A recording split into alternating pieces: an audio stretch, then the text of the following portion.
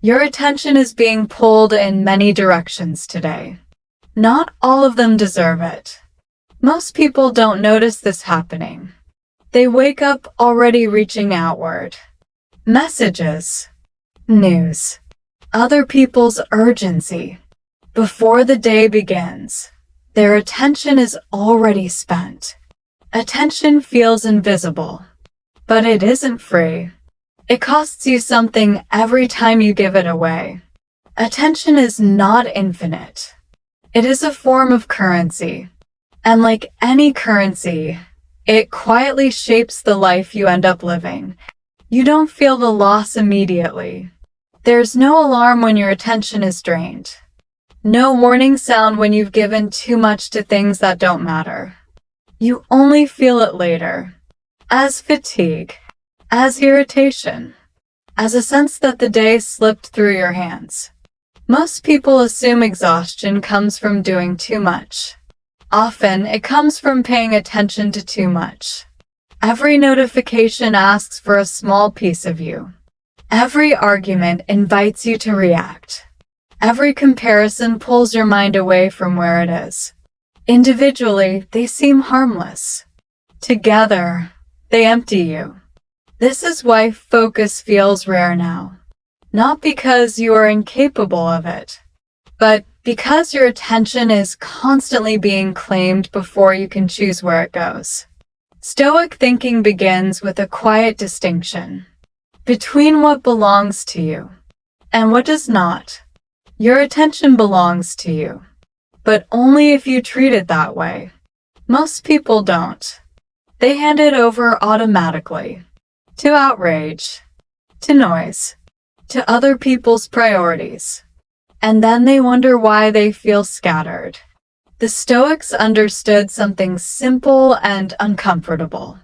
Whatever you give your attention to becomes stronger in your inner world. Feed anger, and anger grows. Feed worry, and worry sharpens. Feed distraction, and clarity weakens. This isn't philosophy in theory. It's something you can observe today.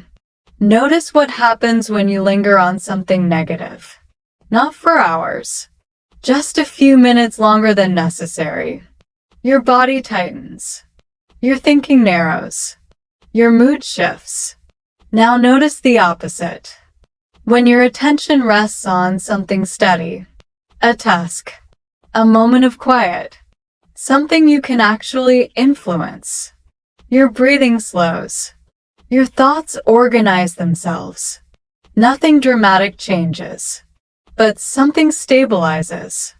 This is the quiet power of attention. It doesn't shout. It accumulates. Most people try to change their lives by changing outcomes. The Stoic approach starts earlier. It asks you to change what you consistently attend to, because attention decides what kind of mind you live inside. You cannot control everything that appears in front of you today, but you can control what you linger on, what you replay, what you allow to occupy your inner space longer than it deserves. This is where discipline actually begins, not with force, but with refusal. Refusing to follow every pull. Refusing to react to every stimulus. Refusing to spend your mental energy on things that weaken you. This doesn't mean becoming cold, or indifferent, or detached from life. It means becoming deliberate. There is a difference between being informed and being consumed, between caring and constantly reacting. The modern world profits from keeping your attention fragmented, because a scattered mind is easier to influence, easier to provoke, easier to exhaust. Stoicism offers a quiet resistance to this, not through withdrawal, but through clarity. You don't need to fight for your attention.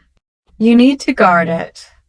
Guard it the way you would guard your time, or your money, or your energy, because attention spent carelessly leaves you poor in places that matter.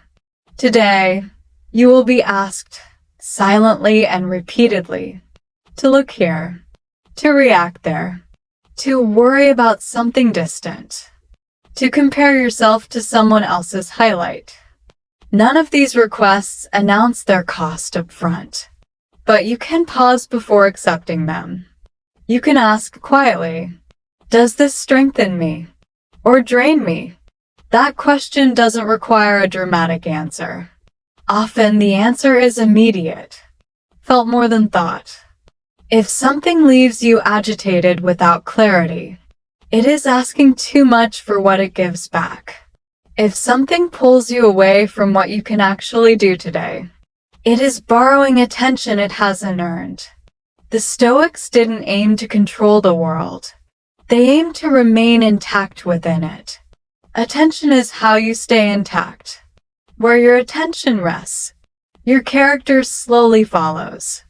Spend it on resentment, and resentment becomes familiar. Spend it on discipline, and discipline becomes natural. Spend it on what you can improve, and improvement becomes inevitable. You don't need to overhaul your life today. You don't need a system, or a plan, or a dramatic reset. Just notice where your attention is going, and gently bring it back to what strengthens you, again and again.